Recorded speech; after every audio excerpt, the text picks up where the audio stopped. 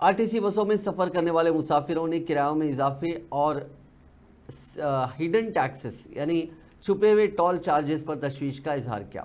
हालिया तौर पर आरटीसी ने 12 किलोमीटर के सफ़र के लिए किराया 20 रुपये से बढ़ाकर 30 रुपये कर दिया है, जिसकी वजह से इजाफी टोल अखराजात बताई गई हैं। ताहम मुसाफिरों का कहना है कि इजाफी टोल चार्जेस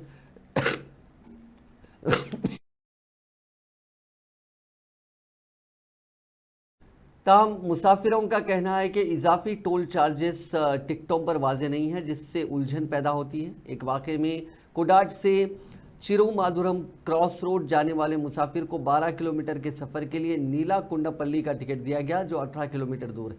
मुसाफिर ने चिरुमाधुरम स्टैंप के लिए टिकट तलब किया, लेकिन कंडक्टर ने तवील रास्ते का टिकट जारी किया, जिसकी वजह टोल चार्ज को करार दिया गया। मुसाफिर इस वजाहत पर नाराज़ हैं और आरटीसी से शफाफ किरायाबंदी और टोल चार्जेस की वजाहत के मुतालबात कर रहे हैं।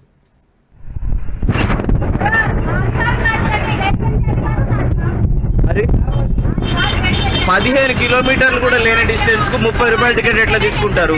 టోల్ ఏది ఈ టికెట్ల? మీరు టోల్ పెంచారు కాబట్టి టికెట్ ఛార్జ్ పెంచారు అన్నారు. టోల్ ఏది?